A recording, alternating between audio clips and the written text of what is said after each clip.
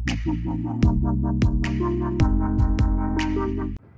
kena pulih bat ki nong hikai ni ki college bapher ki badan hanong ba shulong haringkat ke jingya trailang ki seng trai monsko bha bat ketnat pinyat kali ki pulit minta ke step jong ka arpunyo tarik ulber aja arpusan kila sa mi ki kod linkdop kabela tho creating safe roads for children bat hakju kapor kila sa mi ki helmet shuki katu kat ni ki kena school ki belawan ni ki arshaka klem dadeng helmet bat pin smooth huru iki kmi pa Shopang ke jingdon kam man pendeng lang ki helmet yala ki kun habawan bu school nile jinglet de ki arshaka.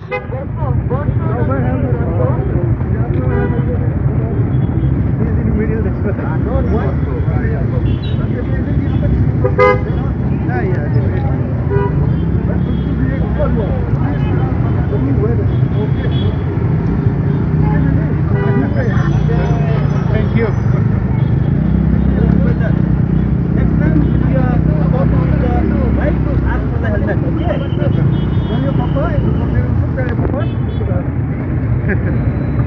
Nah, itu song popular. Ini penuh kami kan helmet. But tunjuk ru kini kalau kelap tinggi kiba penuh bikin long kita long kata kecing long sengai ke jungki. Aku kisong kini ke two wheelers. But susu but susu kini kata yo kepala dia. Ku mengilai ya ini announcement bangilai yo ini SP jeni is a big scene.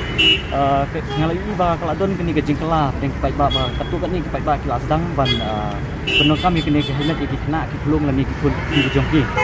Jadi jing play ke bakrau college ka police department hi baru kawai.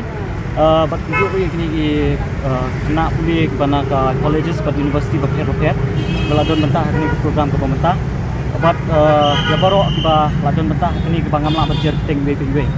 Jadi susu nak kalian jengi kejing penlong jengi kini ka awareness program kabah madu kalong ba nak kalian jengi ke organisation ke baytre bat kabah kemet kena bat kabah kemet jong ka imah salang barok kawe ikwa ba gidreu kin susu no ikwa ban hai kata kejing susu kabah purai barok pai ba nang ni mat gidei ban pendengkam no ya ke helmet namar ba kalong siak pendeng kami kena pendeng kami ke helmet namar ha kejing i ke jongi bun ting gidreu kidang insting ni kani de nak kalian jengi ni simi kata kalat tengti ban pun susu pai ba dah kaba gile ini ka awareness program ka pemerintah kasini de nak kalian jongaru nak tepat parok pai ba ha bayade ka jimpenon kami ke helmet ngimde ban su de lakam tangi ladi ban penon kami ke helmet abang nya ikini ki aska ngre abang inang bete lakam nya ladi ban nya ikini ka aska ban penyada ya ladi ngide ru banang penyada lem ikiwe badon lang ikini ka gosong ikini ki aska